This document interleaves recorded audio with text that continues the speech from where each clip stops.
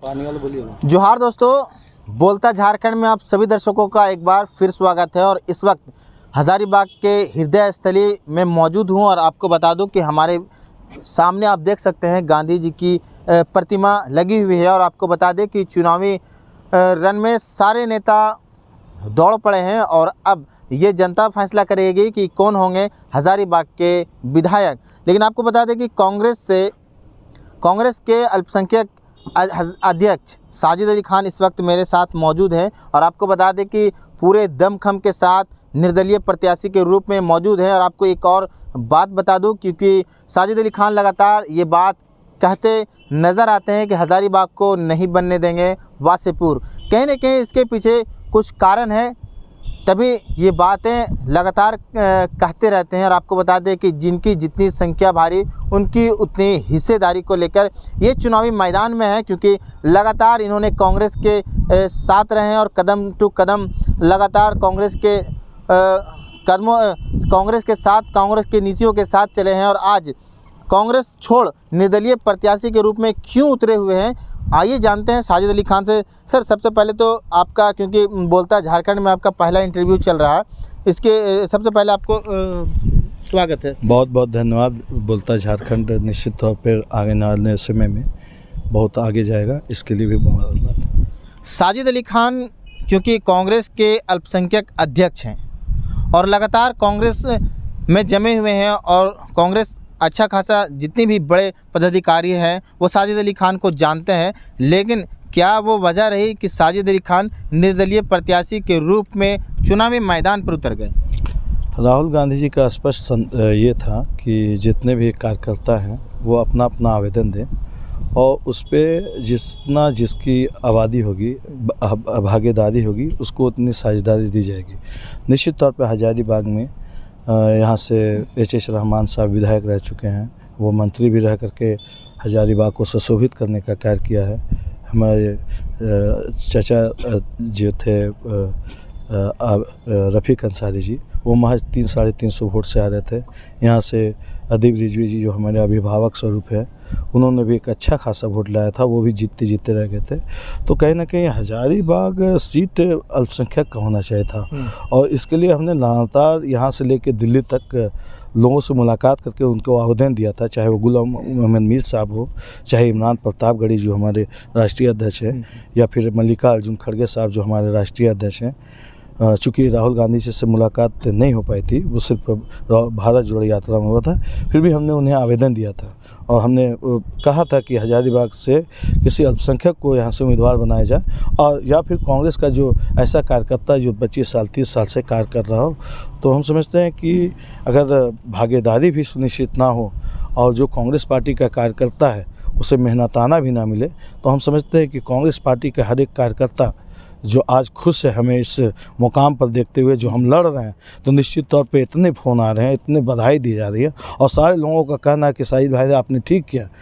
Congress party में हम लोगों का आजीवन गुजर गया, हम लोगों का शोषण हो रहा है और आप शोषण के खिलाफ लड़ रहे हैं, तो हम कांग्रेस जन भी कहीं ना कहीं आप लोगों के साथ पीछे से खड़े हैं और साथ देंगे।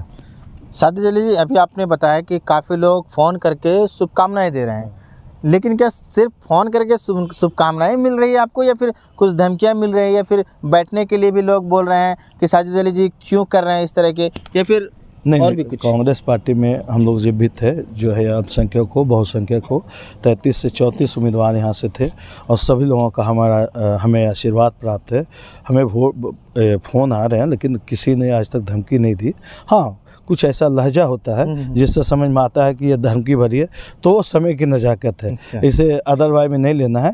बहुत तरह की बातें, हाँ, कई ऐसे फ़ोन आ रहे हैं जिसे मैं रिसीव नहीं कर रहा हूँ। मैं समझता हूँ कि वैसे फ़ोन हैं जो मुझे लगता है कि कहीं ना कहीं हमें इससे बचना चाहिए, तो वैसे फ़ोन से मैं दमखम के साथ तैयार है साजिद अली, या फिर नाम वापसी कर लेंगे? ये बात तो तब भी हुई थी जब हम यहाँ से उम्मीदवारी किए थे, तो लोगों ने कहा था कि ये अब पीछे हो जाएगा। उसके बाद हमने जब हमारा टिकट कटा तो हम यहाँ से नामांकन पत्र लिए, तो भी हल्ला हुआ कि ये चुनाव नहीं लड़ेगा। और अब जब हमने नामांकन पत्र ले लिया है, तो अभी ये निश्चित तौर पे जो तथाकथित सेकुलरिज्म का चोला ओढ़े हुए हैं वो लोग इस बात को फैला रहे हैं कि पीछे हट जाएंगे, लेकिन ऐसा होने वाला नहीं है। निश्चित तौर पे हम जब चुनावी रन में आए हैं तो जो तथाकथित मरांडी के दुलारा हों या फिर मोदी जी के प्यारा हों, उन लोगों में एक घबराहट सी आ गई है और वो लोग सोच रहे हैं कि किसी तरह से ये अपना नामांकन वापस ले ले।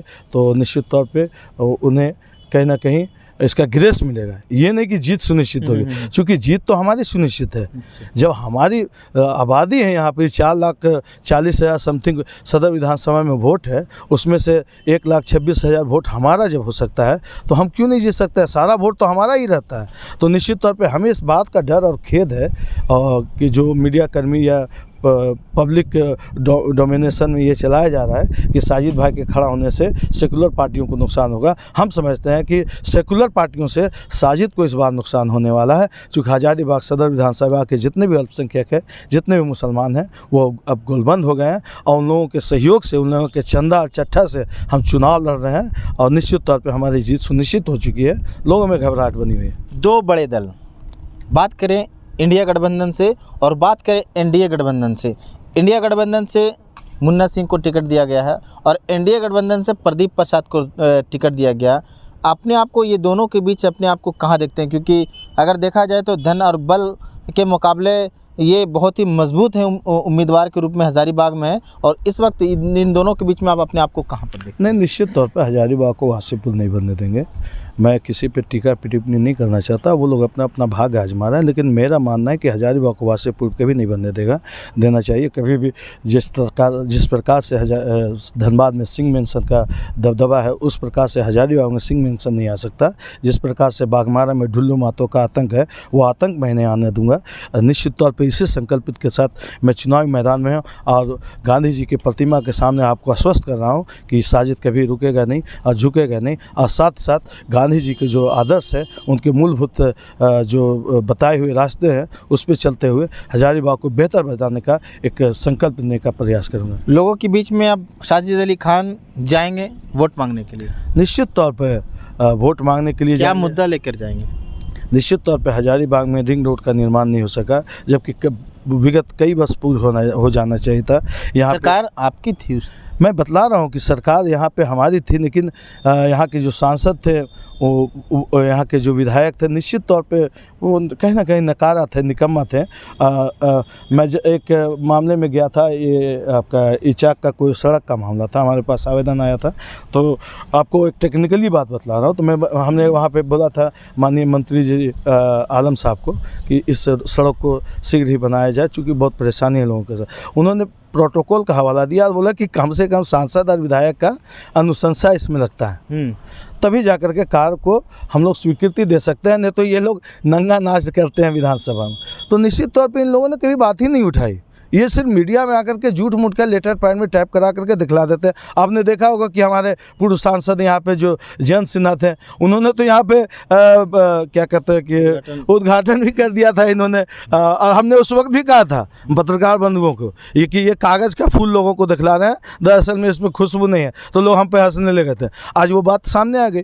यहाँ पे रिंग रोड का निर्माण होना चाहिए, यहाँ रोजगार मुहैया होना चाहिए। निरंतर यहाँ से लोग पलायन कर रहे हैं और यहाँ के सांसद विधायक जो भी होते हैं वो कान आँख बंद करके, जब लोग प्रोजेक्ट की मांग करेंगे, जब इसकी लड़ाई लड़ेंगे, तभी तो मिलेगा। ये लोग सिर्फ यहाँ पे कोई ज़मीन का काम करता है, कोई कोयला का काम करता है, बहुत तरह की बातें हैं। इस पर मैं नहीं जाना चाहता। मैं जब भी चुनाव में आऊँगा और जीत जाऊँगा तो हजारीबाग के लिए काम करूँगा। निश्चित तौर पर यहाँ जो पलायन हो रहा है उसे रोकने का सफल प्रयास करूँगा। चलिए, तो ये थे साजिद अली खान, जो कि निर्दलीय प्रत्याशी के रूप में चुनावी मैदान में उतरे हुए हैं। और आपको बता दें एनडीए और इंडिया गठबंधन से 2 प्रत्याशी यहाँ मौजूद हैं। और आपको बता दें कि जयराम मातो की पार्टी भी हजारीबाग में एंट्री कर चुकी है। और एक और बात बता दें कि उसी के बीच में अब साजिद अली खान भी, जिनकी जितनी हिस्सेदारी उनकी उतनी भागीदारी के रूप में चुनावी मैदान में अब देखना दिलचस्प होगा कि इस चुनाव में किसकी होती जीत और किसकी होती है हार। ये 23 तारीख को पता चलेगा। चैनल के साथ बने रहें और देखते रहें द न्यूज़ मिर्ची।